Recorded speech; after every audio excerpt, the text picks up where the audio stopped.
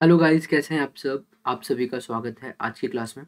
Metals and non metals को हम समझने वाले हैं। मेटल्स एंड नॉन मेटल जो होते हैं ना, इसकी खासियत क्या होती है, ये आके ग्रुप डी के पेपर में जरूर पूछते हैं। कैसे पूछते हैं? एक तो मैंने आपको जैसे अगर लास्ट वीडियो अगर आपने देखी होगी तो हमेशा आपको मैंने बताया कि मेटल्स हमेशा बेसिक नेचर की शो करते हैं। क्यों करते हैं? क्योंकि एल्कलाई है, एल्कली मेटल्स हैं। नॉन मेटल्स का हम कह सकते हैं, लेकिन हमने मेटल्स के संग हमने कैसे पता करा था? मेटल्स के संग हमने जब एसिड मिलाया तो हमें पता चला कि बेसिक और एसिड मिलकर न्यूट्रल रिएक्शन होती है। तो वो न्यूट्रल रिएक्शन होती है जब भी हम एसिड मिला रहे थे। तो वहाँ से हमको मेटल्स की प्रॉपर्टी पता चली कि मेटल्स जब भी रिएक्ट करते हैं एसिड के साथ में तो वो हमेशा की हमेशा कैसे नेचर के होते हैं? बेसिक नेचर से होते हैं। एल्कली मेटल्स होते हैं ना, सारे एल्कली नेचर के होते हैं। उसी के लेकर हम चलते हैं आगे। थोड़ा सा अभी हम चीज़ों को और अंडरस्टैंड करने की कोशिश करेंगे, चीज़ें आसान करने की कोशिश करेंगे। सबसे पहले मेटल्स मेटल्स की कुछ अलग ही प्रॉपर्टीज होती हैं। उन प्रॉपर्टी के बेसिस पे हम कह सकते हैं कि मेटल्स और ये नॉन मेटल्स हैं। ठीक है। अब सबसे पहला कुछ एग्जांपल से स्टार्ट करते हैं कि मेटल्स होते क्या हैं। तो आपके मैग्नीशियम हो गया, एल्युमिनियम हो गया, कॉपर हो गया, आयरन हो गया, ये सभी क्या है? और सोडियम, लेड, जिंक, ये सभी क्या है? मेटल्स हैं। और ये क्या होते हैं? इजीली अवेलेबल हो जाते हैं। बट कुछ स्पेशल रेयर मेटल्स भी हैं, जैसा आपका गोल्ड हो गया। गोल्ड रेयर नहीं है, कह सकते रेयरेस्ट नहीं कह सकते, बट रेयर है तभी बहुत महंगा है। और आपको पता है, जानकारी आपको मालूम है कि गोल्ड को हम यूज क्यों करते हैं? क्योंकि लेस रिएक्टिव होता है, रिएक्टिव कम होता है ये। ठीक है। ऐसे ही सिल्वर भी थोड़ा कम रिएक्टिव होता है। तो रिएक्टिव कम होगा तो खराब कम होगा, कॉरोजन कम होगा इस पे, इसीलिए इसकी चमक बरकरार रहेगी। और आपको एक बात बताएं कि जितने भी मेटल्स हैं, जब आप उसको काटोगे ना तो शाइनी स्ट्रक्चर बाद में शाइनी दिखते हैं, चमकते हुए दिखते हैं। जैसे सोडियम की बात कर लो, सोडियम क्या मेटल है? हम्म। तो सोडियम के आपके क्योंकि एल्कली नेचर का है, क्योंकि वो कौन सा ग्रुप वन में आ रहा है, तो उसमें हो क्या रहा है कि जब भी आप उसको काटोगे तो शाइनी स्ट्रक्चर जैसे वो कट जाता है, कैंची या चाकू से कट जाता है, तो शाइनी स्ट्रक्चर दिखाता है। तो इसलिए मेटल्स हमेशा शाइनी स्ट्रक्चर दिखाते हैं। और जब भी आप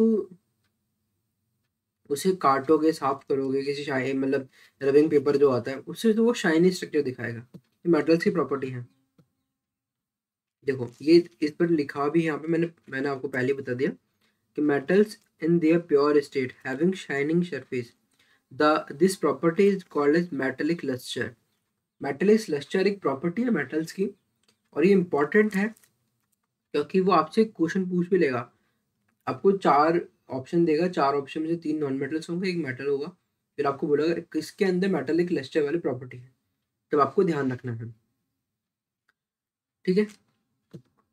एग्जाम्पल आप इसको दे सकते हैं ना, आप कभी जैसे लोहा है, लोहे को आप क्या करो, आप काटो, लोहे काटते हैं आपको शाइनी स्ट्रक्चर दिखेगी, लेकिन धीरे धीरे वो वापस आपकी ब्राउन स्ट्रक्चर में बदलने लगेगी। क्यों बदलने लगेगी? क्योंकि कॉरिजन हो रहा है, रस्टिंग हो रही है उसकी। तो ये एक तरीका है जिससे आपको पता चलता है कि हाँ ये एक मेटल का करेक्टर है। और दूसरा है मेटल्स आर जनरली हार्ड। इसने जनरली क्यों बोला है? क्योंकि मेटल जनरली हार्ड होते हैं, बट कुछ मेटल्स ऐसे हैं जो कि आपके लिए हार्ड नहीं है, जो कि हार्ड है ही नहीं। ठीक है। और इसके पीछे कारण क्या है? कारण ये है कि आपका जैसे कि सोडियम का मैंने नाम लिया, तो वो हार्ड नहीं है, बट मेटल की जो हार्डनेस है वो मेटल टू मेटल वेरी करती है। वैसे मोस्टली आपको हार्ड दिखेंगे लेकिन सारे हार्ड नहीं है। ठीक है। तीसरी बात, मेलिबिलिटी। मेलिबिलिटी बहुत ज़्यादा इंपॉर्टेंट करेक्टर्स है। अभी मेलिबिलिटी होता क्या है? जैसे कि मैं लोहा की बात करूँ, आयरन की बात करूँ, आयरन की एक शीट लिया आपने, आपने उसे कूटा हथौड़े से, तो पहले इतनी सी एक आपने छोटा सा लिया था, उस टुकड़े को आपने कूटा। जैसे आपका सिक्का नहीं होता, सिक्के को आप रख देते हो उसके ऊपर, लाइन के ऊपर, रेलवे ट्रैक पे, फिर आप देखते हो कि सिक्का और चौड़ा हो गया, तो वो क्या करा, उसका सरफेस एरिया बढ़ गया। वो बढ़ कैसे रहा है? तो वो बढ़ ऐसा रहा है कि उसके अंदर करेक्टर है, प्रॉपर्टीज को बोलते हैं मैलेबिलिटी। मतलब उसका अब कूटने पर आप उसको जब हथौड़े से या फिर किसी से प्रेस करोगे तो उसका शीट का जो साइज है ना और थिन हो जाएगा और चौड़ा हो जाएगा। वो क्या होता है? वो होते हैं मैलेबिलिटी करेक्टर। ये मोस्टली मेटल्स के करेक्टर्स हैं। ठीक है। ये तीन चार हमने आपको एग्जांपल दिए। एंड सबसे इंपॉर्टेंट करेक्टर जो डक्टिलिटी बोलते हैं ना, डक्टिलिटी बहुत ज्यादा है। डक्टिलिटी मेटल्स में एक कैरेक्टर पाया जाता है। डक्टिलिटी होता क्या है कि जब भी आपका मेटल जो है, आपका मेटल्स को अगर मैं उसे तार बना सकूं, थिन वायर बना सकूं, तो उसे बोलते हैं डक्टिलिटी। सिल्वर से भी बनता है वायर, सिल्वर से भी बनता है। और यहाँ तक कि आपको एक बात बता दें, बहुत अच्छा लग रहा है मेरे को, कि आपका जो एक वायर है वो कम से कम 2 किलोमीटर लेंथ का हो सकता है। 2 किलोमीटर लेंथ तक का। अगर आपने 1 ग्राम गोल्ड से बनाया उसको, तो मतलब आपने 1 ग्राम गोल्ड लिया, तो उससे आप एक बहुत थिन तार 2 किलोमीटर लंबा बना सकते हैं। कितना खतरनाक बात है नहीं? तो ये डक्टिलिटी करेक्टर को दिखाता है। तो अभी हमने क्या देखा? हमने ये देखा, हमने क्या देखा, हमने यहाँ लिखते हैं, हमने देखा कि मेटल्स जो होते हैं, मेटल्स के पास कुछ करेक्टर्स होते हैं, जिसमें पहला जो था, हमने देखा कि उनकी शाइनी सरफेस होती है, इसको बोलते हैं मेटालिकल, मेटालिक लस्टर ना। ये है ना इसकी स्पेलिंग, एक बार अपन चेक कर लेते हैं, क्योंकि मेटालिक लस्टर, लस्टर, हाँ यूँ नहीं आएगा, मैं भी ऐसे नहीं, सही है, मेटालिकल लस्टर, ठीक है। दूसरी हमने क्या देखी? दूसरी हमने देखी कि जितने मेटल्स होते हैं उनमें डक्टाइल नेचर होता है। तीसरा मैलिबिलिटी। और चौथा क्या देखा था हमने? क्या क्या देखा था हमने? याद करो, मुझे याद आ रहा है। क्या क्या याद आ रहा है? एक तो अपने देखा था कि मेटेलिक करेक्टर वाले शाइनी सरफेस देते हैं, जिसको हम बोलते हैं मेटेलिक लस्टर। इसके अलावा हमने बात की थी कि आपका तोड़ दोगे तो उसको आप बोलोगे, तोड़ने पर वो फैल जाता है, तो उसको बोलते हैं मैलिबिलिटी, ठीक है। एंड तीसरा था डक्टाइल नेचर। इसके अलावा एक और था आई थिंक, अच्छा हार्ड वाला, वो सिंपल था। मैं ये देखा कि मुझे याद क्यों नहीं आ रहा है। हाँ, तो देखिए, ये 3 कैरेक्टर्स होते हैं मेन मेटल्स के। अब हम आगे चलते हैं कि मेटल्स जो जनरली होते हैं ना, वो गुड कंडक्टर होते हैं किसके? हीट और मोस्टली इलेक्ट्रिसिटी के भी होते हैं। बट हम इलेक्ट्रिसिटी का इसलिए नाम नहीं लेते क्योंकि इलेक्ट्रिसिटी के अंदर भी क्या होता है, रेजिस्टिविटी होती है हर मेटल की। तो इसलिए अगर ज़्यादा रेजिस्टिविटी है तो वो ज़्यादा रेजिस्टेंट होगा, और ज़्यादा रेजिस्टेंट होगा तो फिर वो क्या करेगा? कंडक्शन नहीं करेगा, किसका? आपके इलेक्ट्रिसिटी का। इसलिए हम कहते हैं कि metals are good conductor of heat and having high melting point. अब इसका हाई मेल्टिंग पॉइंट होने का कारण क्या है? कि एक तो ये सॉलिड स्ट्रक्चर है, सॉलिड होते हैं मेटल्स, तो सॉलिड होंगे तो क्या होगा? बहुत ज़्यादा पास पास होते हैं आपके इसके अंदर की जो आप कह सकते हैं एटम बहुत पास पास में है। तो पास पास में होने के कारण, और इसके अंदर क्या होता है, बॉन्ड बहुत अच्छा होता है इनका बॉन्ड, है ना। तो वो बॉन्ड को तोड़ने के लिए मेल्टिंग आपको बहुत ज़्यादा एनर्जी रिक्वायर्ड होगी, तो इसलिए हाई मेल्टिंग पॉइंट होगा इसका। मतलब आपको बहुत ज़्यादा हीट देनी पड़ेगी, तब जाकर ये मेल्ट होते हैं। बट इसमें भी कुछ एक्सेप्शंस हैं, उसको हम एक्सेप्शन को देखेंगे। जैसे कि हमारे मरकरी है। मरकरी तो आपको पता है, मरकरी हमेशा, हर हमेशा आपको क्या मिलेगा? रूम टेम्परेचर पे मेल्ट हुआ मिलेगा, तो वो भी अलग चीज़ है। But mostly good conductor of electricity होते हैं, प्लस साथ में इनकी हीट भी कंडक्टिविटी होती है, और मेल्टिंग पॉइंट भी हाई होता है। अब the best conductor of the heat are silver and copper. तो बेस्ट कंडक्टर जो है हीट का, वो सिल्वर एंड कॉपर है। Lead and mercury are comparatively poor conductor of heat. Lead and mercury जो होते हैं ना, वो सबसे ज़्यादा कम कंडक्टिविटी शो करते हैं आपके हीट की। तो ये वाली बात हमको समझ में आ गई। अब आपको मैं बताता हूँ कि मेटल्स जो होते हैं ना, कंडक्टिविटी शो करते हैं, इसीलिए उसके ऊपर एक कोटिंग आती है। यहाँ से क्वेश्चन बनेगा कि जो भी इलेक्ट्रिकल वायर्स होते हैं उनके ऊपर एक कोटिंग होती है। इस कोटिंग किसकी बनी होती है? तो आप लोग पीवीसी, पॉलीविनाइल क्लोराइड की, है ना। ये क्या होता है? ये इसको ऊपर की जैसे कंडक्टिविटी को है, जैसे हम अगर हाथ लाएंगे तारों के, तो हमको भी अर्थिंग आएगी, करंट आएगा। तो इससे बचाने के लिए हमारे पास, हमने ये करी कोटिंग कर दी उनके ऊपर। जैसे आपके अंदर मेटल है, उस मेटल पे कोटिंग होगी तो क्या होगा? कंडक्टिविटी कम हो जाएगी, अपने लिए कम हो जाएगी, करंट तो फ्लो हो रहा है अंदर तारों में से। तो एक रबड़ लाइक स्ट्रक्चर होती है, उसको बोलते हैं पीवीसी। और आज को आपको पता है कि आजकल घरों में जो प्लास्टिक की पाइप की फिटिंग होती है, वो भी पीवीसी उस पर लिखा रहता है। तो वो किसके लिए लिखा होता है? पॉलीविनाइल क्लोराइड की। ठीक है। एक बात मैं आपको यहाँ पे बताना चाहता हूँ कि अगर आपको 10th की और 9th की एनसीईआरटी आती है साइंस की, तो आप हमारे इंडिया के अंदर आधे से ज़्यादा, मतलब आप मान लीजिए कि आपको मैं कह सकता हूँ कि आप में इतनी नॉलेज आप एक्वायर कर लेंगे अगर आपको 9th और 10th के साइंस आती है, बाकी सब्जेक्ट्स भी आते हैं। मैं लिटरली कहता हूँ कि अगर कोई व्यक्ति ने 10th तक एनसीईआरटी पढ़ लिया तो इतना ज़्यादा बोलने लायक व्यक्ति हो जाएगा कि वो किसी के सामने अपनी बात रख सकता है। क्यों? क्योंकि उसके पास फैक्ट्स है, उसके पास डाटा है, साइंटिफिक डाटा है, या फिर आप कह सकते हैं हिस्टोरिकल डाटा है, सब कुछ है। क्योंकि हमारे पास क्या, हम उस देश में रहते हैं जहाँ लोगों को पता ही नहीं होता कि इसका कारण क्या है, पर फिर भी लोगों को बोलना है। और इंडिया में चाय की थड़ी पे बहस करने के लिए इतने लोग बैठे रहते हैं, पर रियलिटी ये है कि जो बहस का पॉइंट है वो किसी का क्लियर नहीं है। मतलब लोग क्या करते हैं, चलो हम 2 मिनट आप कर लेंगे, बात करेंगे कि मैं जनरली देखता हूँ कि लोग बात करते हैं चाय की छड़ी पे कि प्रशासन की गलती है, गवर्नमेंट काम नहीं कर रही है। बट उन्हें सच में नहीं पता होता कि गवर्नमेंट कर क्या रही है और क्या नहीं कर रही है, असली में क्या प्रॉब्लम देश में है। उनको वो दिखता क्या है, महंगाई दिखती है। उन्हें क्या दिखता है कि ये प्रॉब्लम है, ये प्रॉब्लम है, हमारी प्रॉब्लम। बट कभी भी वो लार्ज डाटा पे जाकर पूरा एनालाइज नहीं करना, न्यूज़पेपर में कुछ देख रहे होते हैं ना कुछ कर रहे होते हैं। तो वो जो एक सिविक साइंस वाली बात होती है ना कि यार इंसान को इतना तो पता होना चाहिए अपने देश के बारे में, वो भी बहुत को नहीं पता है। पर बहस करने में इंडिया के लोग बहुत आगे। तो इसलिए मैं आपको जो समझा रहा हूँ ना, इससे आपको नॉलेज के साथ में आपको ये पावर मिल रही है कि आप कभी भी कुछ चीज़, जैसे पीवीसी के बारे में आपको पता चला, तो आप कभी शॉप पे जाओगे जिस पे भी ये हार्डवेयर की शॉप पे, तो वहाँ पर आपको पता है कि पीवीसी पाइप की फुल फॉर्म क्या होती है, पॉलीविनाइल क्लोराइड। देखो आपने अगर फुल फॉर्म कह दी ना उसके सामने, बंदे के सामने, तो वो समझ जाएगा या तो ये इंजीनियर है बंदा, या फिर इसको पढ़ लेगा है। हमारे यहाँ पर ग्रेजुएशन या पोस्ट ग्रेजुएशन करने के बाद भी बच्चों को नहीं पता होता है, देखो सच बता रहा हूँ मैं लाइफ में। अब बात आती है नॉन मेटल्स क्या होते हैं। Non metals are either solid gas except bromine which is liquid. मतलब नॉन मेटल्स हमेशा या तो सॉलिड होंगे या फिर गैसेस होंगे, बट ब्रोमीन जो है ना वो लिक्विड रहता है। ये यहाँ पर एक मैंने एक्सेप्शन आपको दिया है। अब ये आपको एक्सेप्शन याद रहना चाहिए, क्योंकि एक्सेप्शन जहाँ आता है वहां से क्वेश्चन बनते हैं। ठीक है। अब कार्बन, आपके आयोडीन हो गया, आपके सल्फर हो गया, ऑक्सीजन हो गया, हाइड्रोजन हो गया, हीलियम हो गया, ये सब क्या है, हीलियम फिर भी नॉन मेटल्स के अंदर, साथ में ये नोबल गैस भी है ना। तो वो क्या दिखाना चाह रहे हैं कि आपको कि नॉन मेटल्स हमेशा, हमेशा की हमेशा आपके कैसे होंगे, सॉलिड होंगे या फिर गैशियस होंगे। बट ब्रोमीन क्या है, लिक्विड नेचर का होता है।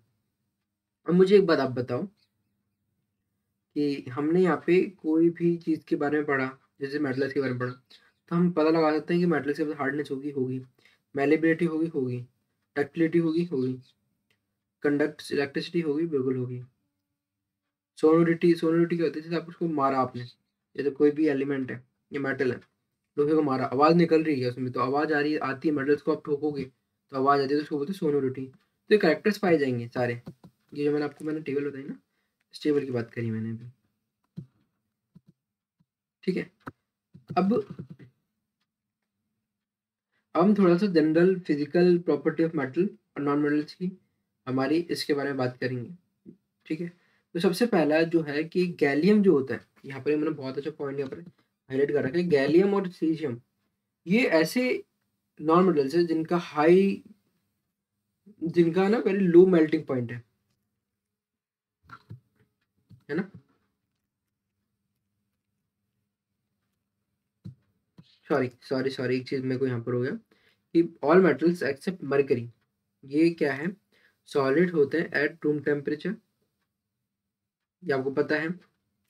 और मेटल्स के पास हाई मेल्टिंग पॉइंट होता है, बट मेटल्स में गैलियम और सीशियम ऐसे जिनका लो मेल्टिंग पॉइंट है। तो ये उसके एग्जाम्पल हो गए कि भैया लो मेल्टिंग पॉइंट के भी एक्सेप्शन है हमारे पास मेटल्स के अंदर। These two metals will melt if you keep them on your palm, मतलब अगर आपने हाथ या हथेली पे रखा तो ये बहुत जल्दी मेल्ट हो जाएंगे।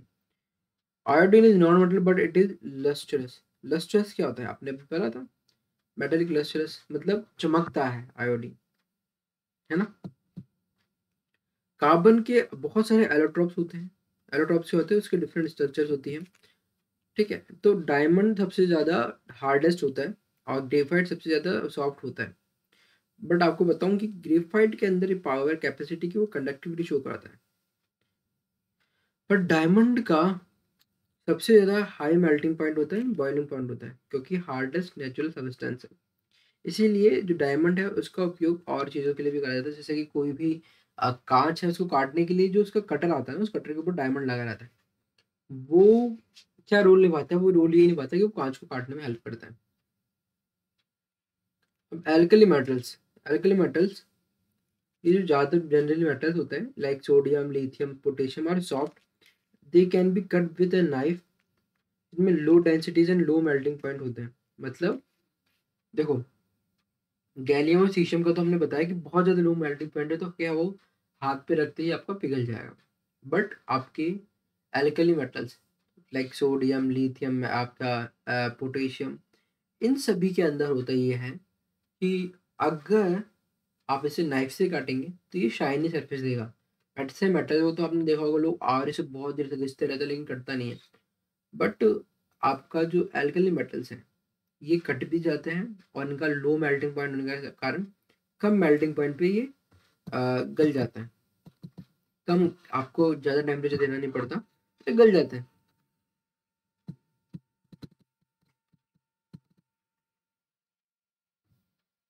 अब इसमें है ना एक चीज़ मैं आपको बताता हूँ कि मैं आपको वहाँ पे मैंने नहीं बताई थी कि मेटल्स जो होते हैं ना, मेटल्स का मैंने बताया कि बेसिक नेचर शो करते हैं, ठीक। बट जो आपके नॉन मेटल्स हैं वो आपके मोस्टली एसिडिक नेचर शो करते हैं। कैसे? इसका एग्जांपल यहाँ देखिएगा।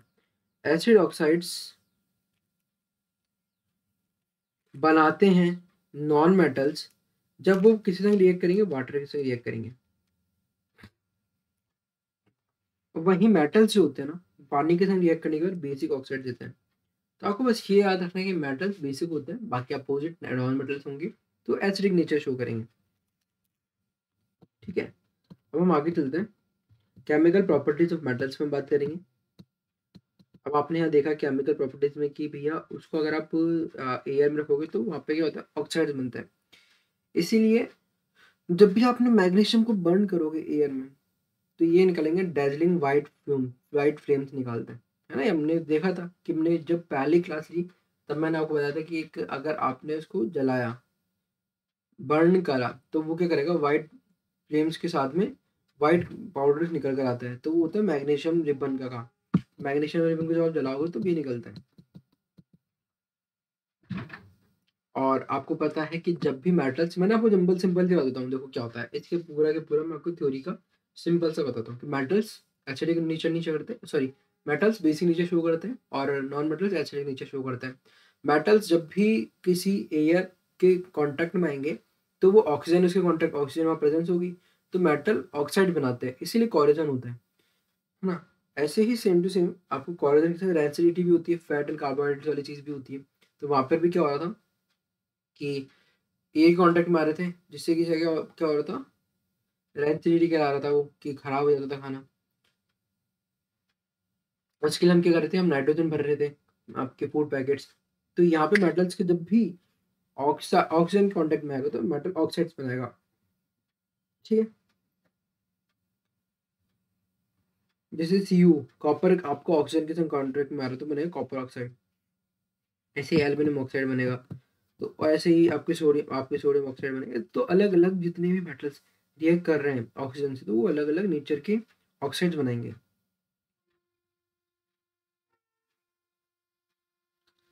और अगर मैंने मान लीजिए मेटल और नॉन मेटल को रिएक्ट करा तो क्या बनेगा? न्यूट्रलाइजेशन रिएक्शन हो जाएगी। अगर वो दोनों सेम नेचर के हैं, जैसे स्ट्रॉन्ग स्ट्रॉन्ग है तो मेटेलिक और नॉन मेटेलिक, तो न्यूट्रलाइजेशन रिएक्शन हो जाएगी। अब होता क्या है? Most metal oxide are insoluble in water but some of them dissolve in water to form alkalis। मतलब आपके कुछ ऑक्साइड्स होते हैं, ठीक है, अगर उसको पानी में मिलाया आपने, पानी में मिलाते क्या होगा? वो क्या करेंगे? वो एल्कली बनाने की कोशिश करेंगे। मतलब क्या, ये क्या कहना चाह रहा हूँ मैं यहाँ पे कि मेटल पानी के संग रिएक्ट करें तो क्या बना? Metal oxide. और जब मेटल ऑक्साइड को आपने फिर से रिएक्ट कराया, कुछ कुछ को, है ना, तो उसके बाद क्या बनाएगा? वापस वो बना देगा आपका एल्कली, एल्कली मेटल्स। ये आपको मैं बताना चाह रहा हूँ।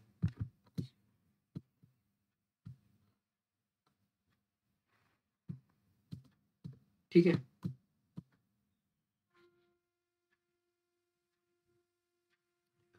अब कुछ होते हैं बहुत ज़्यादा रिएक्टिव होते हैं, जो कि हमने देखा है कि all metal do not react with oxygen, हमने देख ली बात, नॉर्मल सी बात है कि जैसे गोल्ड है, गोल्ड मेटल, लेकिन वो रिएक्ट नहीं करता है। बट कुछ होते हैं जो बहुत ज़्यादा रिएक्टिव होते हैं, जैसे कि पोटेशियम, है ना। कैटरीना ने कार मांगी, वो वाला आपने याद है, तो वहां से आपको पता है मांगी MG। तो इनमें क्या है, रिएक्टिविटी सीरीज है, जैसे कि ये क्या है, पोटेशियम, सोडियम, ये कैसे बहुत ज़्यादा रिएक्टिव है, बहुत हाई रिएक्टिव है, इसलिए इनको आप खुला नहीं छोड़ सकते, इसलिए हमको क्या रखते हो, कैरोसिन ऑयल में लगा रखते हो। ठीक है। और इसमें मैग्नीशियम हो गया, आपके एल्युमिनियम हो गया, जिंक हो गया, लेड हो गया, ये कैसे हैं, ये भी, इनको भी आपको रखना पड़ता है किसमें, covered with thin layer of oxide. इससे क्या होता है, ऑक्सीडेशन से बचा है, फ्रॉम फर्दर ऑक्सीडेशन को बचाता है।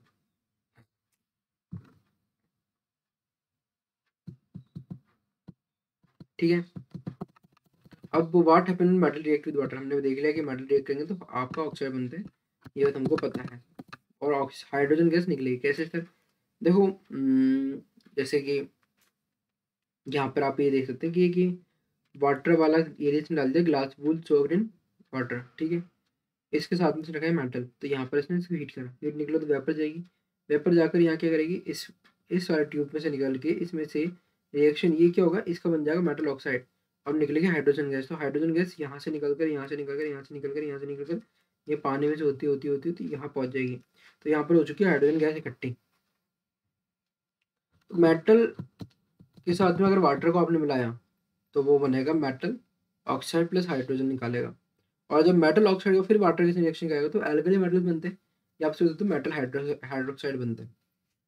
ठीक है, ये आपको ये सिंपल कि पोटेशियम को आपने पानी के संग रिएक्ट करा तो वो क्या करेगा, हाइड्रोजन गैस रिलीज करेगा। ठीक है। फिर क्या होगा, आपने क्या करा, इसी को फर्दर आपकी जो 2KOH है ना, प्लस H2O कर दिया आपने, मान लीजिए।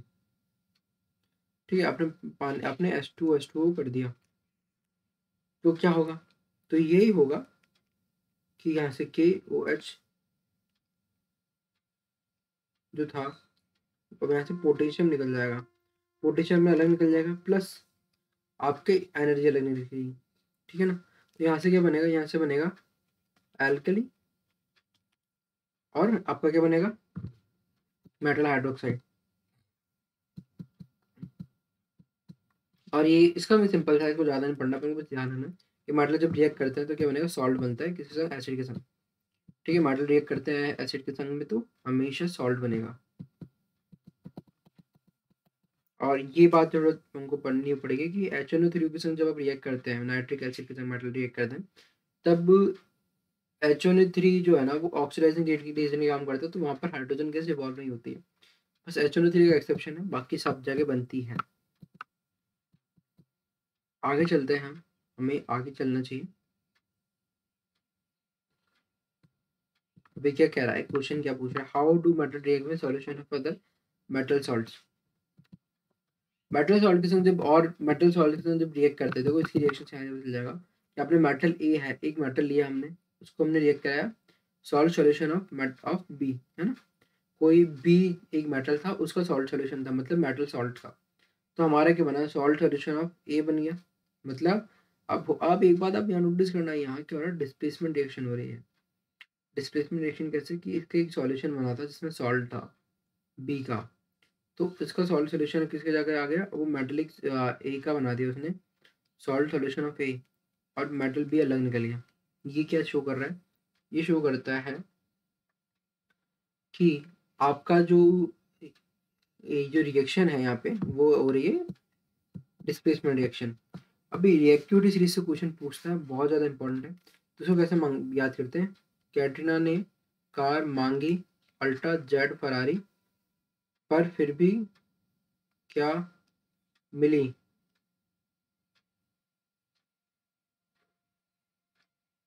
सिल्वर ऑडी, ऐसे याद कर लीजिए, ऑडी का ए है ना। ठीक है, तो ऐसे में क्या होता है, पोटेशियम, सोडियम, कैल्शियम, मैग्नीशियम, उधर सी लिखा था इसमें ना, मेरे को इसका ट्रिक याद है, लेकिन इधर सी, उधर मैंने गलत लिख दिया, सी ए नहीं होगा, इधर सी नहीं है, सी ए नहीं होगा, काट रहा हूँ।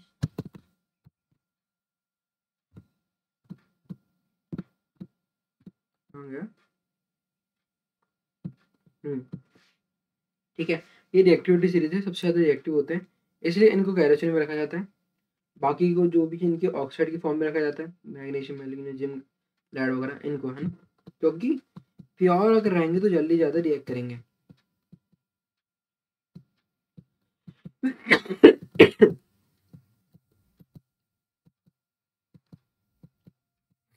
अब आपको ना यहाँ से ना कुछ चीज़ें मत देखना, आप इलेक्ट्रॉन कॉन्फ़िगरेशन देख कर जाइए यहाँ से। कैसे कि number of electrons in shells क्या होता है, कि एल शेल्स होती हैं, इनमें सबसे के में आते हैं दो, मैक्सिमम दो आते हैं, एल में 8, ठीक है, एम में भी 8, ठीक है। अब इसमें क्या है, नोबल गैसेज है, हीलियम, नियोन, आर्गोन, ये याद रखना आपको। मेटल्स, अब मेटल्स की बात करें, sodium, magnesium, aluminium, potassium, calcium. Non metals में भी आपके है, क्या है, nitrogen, oxygen, chlorine, phosphorus, sulphur, chlorine, ये सब चीज़ें अलग अलग हमने देखा कि ये होते हैं, इनके आप कॉन्फ़िगरेशन याद रखना जरूरी है। इससे आपका सोडियम हो गया, तो सोडियम में एक बात है, सोडियम में क्या बात है कि सोडियम जो होता है ना, वो बहुत ज़्यादा रिएक्टिव होता है। क्यों रिएक्टिव होता है? क्योंकि उसके आउटर सेल में एक इलेक्ट्रॉन है, वो जल्दी से किसी को दे देगा, ले लेगा, ले तो क्या लेगा, क्योंकि दो तो चाहिए नहीं, उसको देना ही पड़ेगा, तो शेयरिंग करेगा, शेयरिंग नहीं, सॉरी, वो लॉस ही करेगा उसका, ठीक है। मैग्नीशियम के बाद दो है, तो ये भी रिएक्टिव होगा, ऐसा। आगे चलते हैं हम, आगे चलकर हम देखते हैं आप ये क्या दिखा रहा है, सोडियम क्लोराइड, नमक दिखा रहा है। नमक कैसे बन रहा है सर? देखो यहाँ पे देखो, मैं आपको एक बात बताता हूँ, बहुत अच्छी चीज़ समझ में आएगी आपको यहाँ से कि क्या मैं सॉल्ट क्यों कर रहा था। सोडियम और क्लोरीन, सोडियम क्या है, एल्कली मेटल है, एसिडिक नेचर होगा। ये कैसा नेचर होगा? गलत गलत गलत, एल्कली मेटल है, तो इसका नेचर कैसे होगा? इसका होगा बेसिक नेचर, और इसका एसिडिक। दोनों रिएक्ट करेंगे, क्या होगा? न्यूट्रलाइजेशन रिएक्शन, ये बन गया NaCl, NaCl। अब हो क्यों रिएक्शन ऐसे क्यों रही? क्योंकि देखो यहाँ पर आप एक चीज नोटिस करना, नोटिस करने की क्या चीज है वो मैं आपको बताता हूँ। आपके सोडियम के पास एक इलेक्ट्रॉन है जो कि इसके एम शेल में पड़ा हुआ है, क्लोरीन के पास 7 है, तो क्लोरीन को अभी एक दे देगा, या फिर शेयरिंग कर लेंगे एक दूसरे से, तो क्या होगा, इसका भी ऑक्टेट पूरा हो जाएगा, इसका भी ऑक्टेट पूरा हो जाएगा। इसीलिए सोडियम क्या करता है, एक इलेक्ट्रॉन इसको दे देता है, और ये क्लोरीन एक इलेक्ट्रॉन ले लेता है और उसका पूरा अपना ऑक्टेट पूरा कर लेता है। उसी कारण आपका क्या बन पा रहा है, NaCl बन पा रहा है। ये इसका प्रोसीजर है जो कि आपको यहाँ दिखा रखा है। और मैग्नीशियम में लास्ट में क्या होता है, मैग्नीशियम में दो हैं आपके आउटर शेल में, तो मैग्नीशियम में क्या करेगा वो, MgCl2, Cl2 के संग मतलब आपका दो क्लोरीन लेगा, क्योंकि क्लोरीन और वो 2+ अपना खुद का दे देगा, जब देंगे तो प्लस आता है साइन। आयोनिक कंपाउंड क्या होता है? आयोनिक कंपाउंड क्या होता है, जब दो चीजों को मिलाकर आप बनाते हो ना, उसको बोलते हैं आयोनिक कंपाउंड। जैसे NaCl, नॉन मेटल और मेटल मिलाकर आपको बनाते हो ना, तो उसको बोलते हैं आयोनिक कंपाउंड। इनका बहुत हाई मेल्टिंग पॉइंट होता है, 1074, और बॉइलिंग पॉइंट है 61686, ठीक है। अब ionic compound are solid and are somewhat hard because of a strong force of attraction between them. हाँ, ये बात सही है, जैसे NaCl है, इनमें स्ट्रॉन्ग बॉन्ड का जो होगा ना शक्कर में, अट्रैक्शन के कारण ये बहुत ज़्यादा सॉलिड होंगे, ठीक है। High melting and boiling point, ये हमने भी देखा, क्योंकि इनके बीच में जो स्ट्रॉन्ग बॉन्ड है उसको तोड़ने के लिए हाई मेल्टिंग और बॉइलिंग पॉइंट चाहिएगा। कंडक्टिविटी, कंडक्टिविटी मोस्टली सही होती है, लेकिन सॉलिड के फॉर्म में थोड़ा सा ये नॉन कंडक्टिव होते हैं नेचर के, और सॉल्युबल हो जाता है। जैसे कि पानी के अंदर आप नमक मिला दो तो मिल जाता है, सॉल्युबिलिटी होती है इनकी। तो हमने क्या देखा कि सॉल्युबल होता है वो आयोनिक। आयोनिक क्या, मैंने क्या बताया, बहुत ज़्यादा पढ़ने का नहीं है इसमें, बस इतना आप देखो कि NaCl से याद रखना चाहिए आपको। मेटल नॉन मेटल मिलकर आयन बनाते हैं, इनमें क्या होता है, आपकी इलेक्ट्रॉन की जब शेयरिंग होती है तो वहाँ बनता है आपका आयोनिक बॉन्ड, और आयोनिक बॉन्ड बहुत ज़्यादा स्ट्रांग होता है, इस चक्कर में इनका हाई मेल्टिंग और हाई बॉइलिंग पॉइंट होता है। इसके अलावा इनको बहुत ज़्यादा हाई एनर्जी रिक्वायर्ड होती है इनको ब्रेक करने में, ठीक है, मतलब बॉन्ड को ब्रेक करने में। तीसरी बात, ये सॉल्युबल होते हैं, कंडक्टिविटी भी होती है। और कंडक्टिविटी कैसी होती है, अगर लिक्विड फॉर्म में तो अच्छी कंडक्टिविटी होगी, सॉलिड फॉर्म में कंडक्टिविटी कम होती है। अंडरस्टैंड? वो तो फ्री इलेक्ट्रॉन्स नहीं है ना उसके पास, वो शेयरिंग की जगह बन गया वो तो। अब आता है अकरेंस ऑफ मेटल्स, ये थोड़ा सा और वाली चीज है। तो यहाँ पर हम देखते हैं मेटलर्जी से रिलेटेड बात, देखो क्या बोल रहा है तारा, ये समझिएगा यहाँ पे। ये बहुत ज़्यादा हाईली रिएक्टिव मेटल्स हैं, ठीक है। Potassium, sodium, calcium, magnesium, aluminium. Just second, वो सीए सही लिखा था मैंने यार, वो कैल्शियम का सीए ही होता है। मैं भी देखा उधर कुछ काटा पीछे थी, मुझे लगा हो सकता है गलत नहीं बताना किसी को, तो बस मैं अपनी गलती मान लेता हूँ। बट आई थिंक मैंने वहाँ सही करा था, सही करा था कैल्शियम का भाई। हाँ, तो potassium, sodium, calcium, magnesium, aluminium, ठीक है। ये इलेक्ट्रोलाइसिस के थ्रू इनका क्या होता है, ओर बनते हैं, है ना। मेटलर्जी में इनको इलेक्ट्रोलाइसिस के थ्रू निकाला जाता है, प्रोसेस के थ्रू। और आपके जार्डन एफी, लेड, है ना, कॉपर, इनको किसी थ्रू निकाला जाता है, रिडक्शन, कार्बन के रिडक्शन के थ्रू। और आपके गोल्ड और ईयू को तो नेटिव स्टेट में मिलते हैं।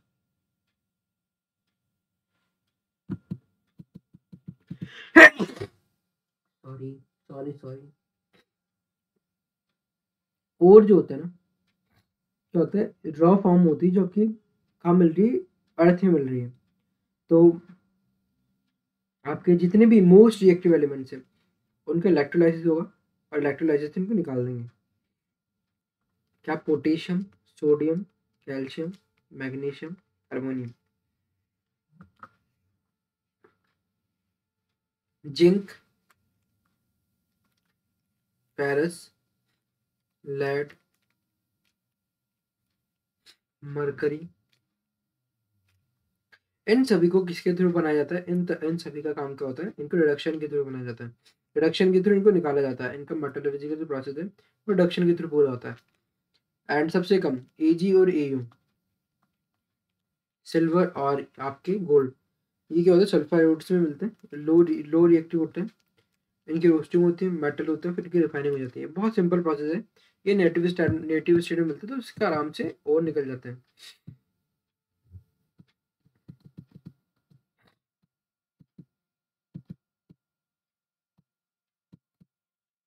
अब हम आगे चलते हैं।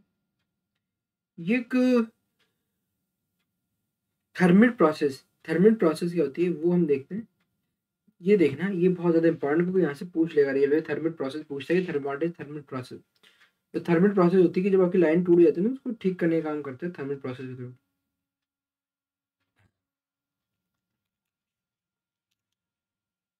तो आपको पता है डिस्प्लेसमेंट रिएक्शन मोस्टली क्या होती है, एक्सोथर्मिक होती है। एक्सोथर्मिक होती है कुछ कुछ रिएक्शंस, है ना, हाईली एक्सोथर्मिक होती है। The amount of heat evolve is so large that the metals are produced in the molten state. तो एक्सोथर्मिक प्रोसेस होती है जब भी, तो उसके कारण क्या होता है कि वो मोल्टन स्टेट में आ जाता है आपका जो मेटल्स है। तो यहाँ पर क्या होता है, आपकी Fe2O3, मतलब फेरस ऑक्साइड की जब रिएक्शन कराते हैं एल्युमिनियम के साथ में, तो वो क्या करेगा, वो करता ये है कि वो, ये जो रेलवे ट्रैक है इस पे क्या है, लोहे से बनी हुई है। तो एल्युमिनियम की रिएक्शन कराएंगे फेरस ऑक्साइड की एल्युमिनियम की रिएक्शन, तो बहुत ज़्यादा एक्स्ट्रा हीट निकलेगी, एक्सोथर्मिक प्रोसेस होती है। तो उससे क्या हो जाएगा, गल जाएगी, ये रेलवे ट्रैक थोड़ा गल जाएगा, मोल्टन हो जाएगा, एंड देन फिर उसको जोड़ देंगे, क्योंकि जब मोल्टन स्टेट में आगे गलने के बाद में तो जुड़ना आराम से जुड़ भी जाएगा। तो यहाँ पर देखो रिएक्शन दिखा रहा है कि Fe2O3 जब एल्युमिनियम के साथ में रिएक्शन कराते हैं तो बनता है फेरस, फेरस बन जाएगा, और आपका बनेगा एल्युमिनियम ऑक्साइड, प्लस हीट निकलेगी। ये प्रोसेस को कहलाती है थर्मिट प्रोसेस। थर्मिट, थर्मिट का मतलब जहाँ पे थर्म आ जाए ना, थर्मल आ जाए, थर्म आ जाए, वो काय के लिए, काय हीट से रिलेटेड होती है वो, ठीक है। अब बात आती है electrolytic refining. Refining of metals एक बहुत इंपॉर्टेंट टॉपिक है, यहाँ से क्वेश्चन पूछते हैं। तो इलेक्ट्रोलाइटिक क्या प्रोसेस है, इलेक्ट्रोलाइटिक ऐसी प्रोसेस है जहाँ पे आप क्या करते हो, जो भी हाईली रिएक्टिव एलिमेंट्स हैं या मेटल्स हैं, उनका हम और से हमारे, हम क्या करते हैं मेटलर्जिकल प्रोसेस में इनकी हेल्प लेकर उनको हम एक्सट्रैक्ट करने का काम करते हैं। तो इलेक्ट्रोलाइटिक रिफाइनिंग जो है उसमें क्या करते हैं, हमारे पास एक दो रॉड होती है, एक होती है एनोड रॉड और एक होती है कैथोड रॉड। एनोड रॉड हमेशा की यहाँ पर क्या समझ, जैसे कि यहाँ पर कॉपर पड़ा हुआ है, मान लीजिए ना, इम्प्योरिटीज इसमें मतलब सॉल्यूशन डाल रखा है, तो सॉल्यूशन में क्या हो रहा है, कॉपर मिला हुआ है। तो कॉपर का जो इम्प्योर होगा, इम्प्योर कॉपर कॉपर होगा, वो कहाँ होगा, वो एनोड की तरफ प्रेजेंट होगा, यहाँ पे है ना, एनोड पे प्रेजेंट होगा। बट जब जैसे आपने करंट दिया, तो एनोड से कैथोड की तरफ जो प्योर मतलब प्योर कॉपर होगा, वो कहाँ चला जाएगा, कैथोड की तरफ चला जाएगा। तो अब बाद में जो रॉड ना, इसके पास कौन सा निकल जाएगा, इसके पास पहुंच जाएगा pure cathode, pure sorry copper. अब प्योर कॉपर पहुंचते ही वो प्योर कॉपर हम एक्सट्रैक्ट कर लेंगे। ठीक है, ये जो इलेक्ट्रोलाइटिक रॉड है, ये बनी किसी होती है, मेटल सॉल्ट से बनी हुई होती है, और इसकी हेल्प से हम इम्प्योरिटीज को हटा देते हैं, इम्प्योरिटीज हट जाती है, और प्योर जो है हमारे को, जो भी मेटल प्योर मेटल चाहिए वो हमारे को मिल जाता है।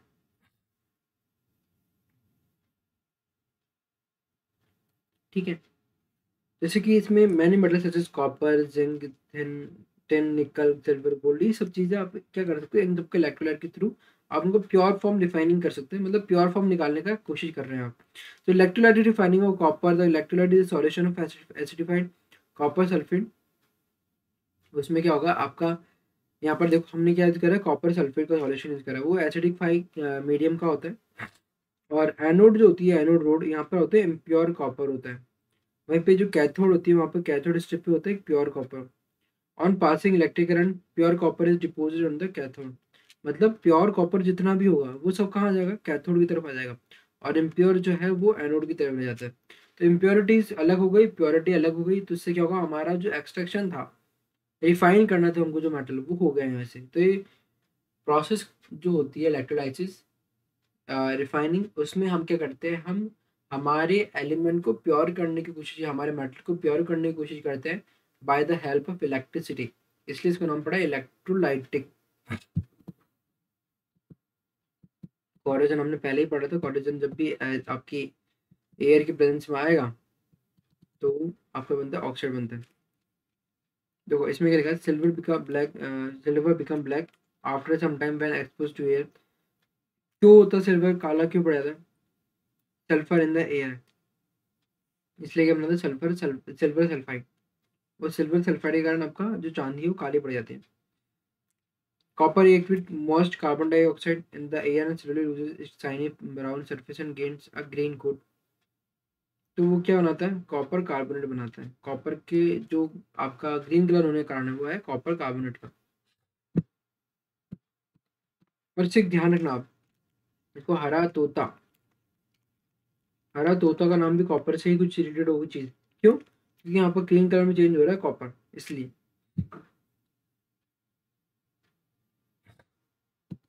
आगे चलते हैं, प्रिवेंशन ऑफ कॉरिजन। प्रिवेंशन ऑफ कॉरिजन बहुत ज़्यादा इंपॉर्टेंट टॉपिक है। इसमें सबसे अच्छा है ना, जो है ना, ये है कि गैल्वेनाइजेशन। गैल्वेनाइजेशन आपको पता होना चाहिए, और गैल्वेनाइजेशन में किस कौन सा मेटल हम यूज़ कर रहे हैं, तो हम यूज़ करते हैं जिंक का। गैल्वेनाइजेशन एक प्रॉपर्टी, एक प्रोसेस होती है जिसमें हम क्या करते हैं, हमारे जो मेटल है उसके सरफेस में कॉरिजन ना हो, रस्टिंग ना लगे, उसको बचाने के लिए, स्पेशली आयरन की बात करूँ, आयरन के ऊपर एक कोटिंग होगी, उस कोटिंग को हम जिंक से करते हैं। उसको हमने क्या नाम दिया है, उसको हमने नाम दिया है गैल्वेनाइजेशन।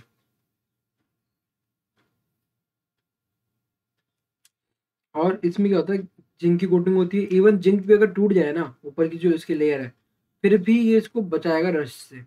ठीक है, और इसमें एक बात बताई गई कि जो अलॉय बनते हैं, अलॉय क्या होता है कि मिक्सचर होता है अलग अलग मेटल्स का।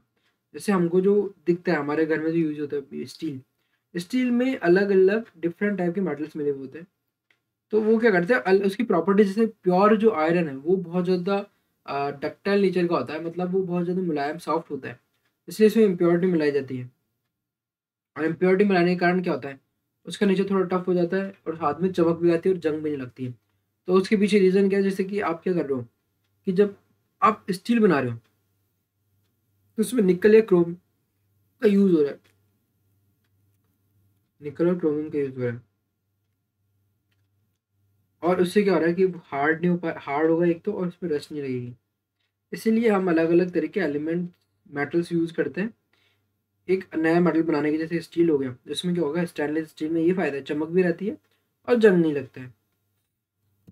इसका बेस्ट एग्जांपल ये वाला आयरन पिलर एट दिल्ली।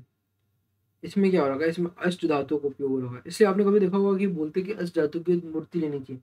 अष्ट धातु सच में बहुत महंगी होती है, क्योंकि उसमें गोल्ड भी मिला हुआ है, उसमें बहुत महंगी महंगी चीजें। तो जब वो चीजें मिली भी है तो उसका प्राइस भी तो होगा, इतना ही महंगा होगा। इसलिए अष्ट धातु में जंग नहीं लगती है ना। तो बाकी क्वेश्चन है, ठीक है। अब इन क्वेश्चन को हम करें या नहीं करें, आप बताओ।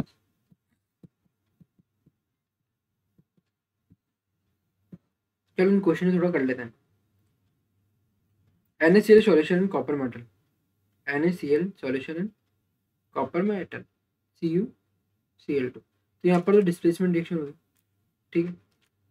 MgCl2, फिर एल्यूमिनियम मेटल, एल्यूमिनियम मेटल में इसमें भी डिस्प्लेसमेंट रिएक्शन होगी, ठीक है। FeSO4 and silver metal, AgSO4, ये भी डिस्प्लेसमेंट है। AgNO3, copper metal, AgNO3। इसमें आप क्या कर सकते हो, आई थिंक ये भी डिस्प्लेसमेंट है। अभी पूछ रहा है कि आयरन फ्राइंग पैन को बचाने के लिए क्या करोगे रस्टिंग से, तो अप्लाइंग ऑफ जिंक कोट, है ना। अप्लाइंग पेंट, ये भी ठीक है। अप्लाइंग ग्रीस, ये भी ठीक है। और अब द अबव, क्योंकि आप ग्रीस को अप्लाई क्यों कर क्या हो जाएगा कि जब आप ऑयल उसके ऊपर लेयर पे आएगा तो ऑयल क्या होती है, हाइड्रोफोबिक नेचर की होती है। तो वो पानी जैसे उसमें पड़ेगा तो पानी उस पर रुकेगा नहीं, तो इसलिए आपका जो लोहा है वो बचा रह जाएगा। अब इसने बोला है an element react with oxygen to give a compound with high melting point. The compound is soluble in water. The element likely to be, कि ऐसा कौन सी चीज़ है जो कि आपका कैल्शियम होगा इसमें।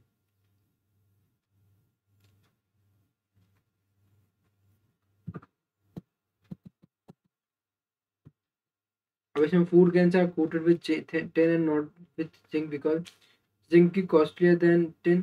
Zinc has a higher melting point than tin. Zinc is more reactive than tin. Zinc is less reactive than। तो इसका आंसर आपको मुझे कमेंट सेक्शन में बताना है।